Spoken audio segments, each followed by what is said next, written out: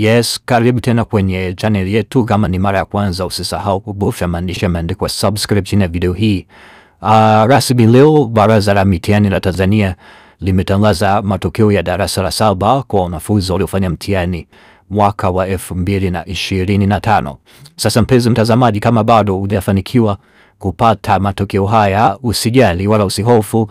Nimekuletea video, nimekuletea pia na linki chini ya hii video ambayo utaibonyeza baada ya kufuatisha maelekezo haya. Fuatisha maelekezo haya mwanzo hadi mwisho, na baada ya hapo utafanikiwa kutazama matokeo haya. Unachotakiwa kufanya ili kupata hiyo link, utashuka chini ya hii video, una kipengele cha comment.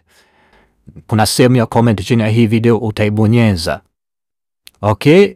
Na ukishabonyeza utakutana na comment ya kwanza kabisa. Ni comment ambayo nimekuwekea link. Ni comment yangu mimi mwenyewe, nimeweka link hii, ina maandishi kama ya blue fulani hivi. Utayabonyeza ama utabofya hiyo link ama iko chini ya hii video kwenye kipengele cha comment, lakini pia kwenye sehemu ya description kuna link ya blue, utaibonyeza. Hiyo ndo link ambayo itakusaidia utazama matokeo haya ambayo unayatazama hapa kwenye hii video. Ukishabonyeza moja kwa moja kwenye link hii, moja kwa moja itakuleta kwenye hizi mikoa. Hizi ni mikoa ya Tanzania bara kama unavyoona kwenye hii video. Utatakiwa kubonyeza mkoa ambapo shule yako ipo, ama matokeo unataka kuangalia kwenye mkoa gani. Na ukishabonyeza jina la mkoa, wilaya za kwenye huo mkoa zitafunguka kama unavyoziona hapa. Utabonyeza wilaya ambapo shule yako inapatikana, na ukishafanya hivyo shule zote za kwenye wilaya zitakuwa zinaonekana hapo. Utaona hapo list.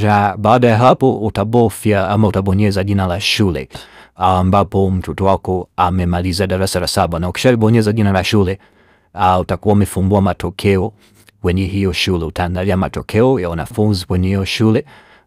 Hizo ndizo sasa hatua ambazo utatakiwa kuzifanya pia kwenye simu yako ya mkononi, lakini cha msingi ni kubonyeza link ambayo nimekuletea. Nimekuwekea linki kwenye sehemu ya comment ya hii video na itakupeleka kwenye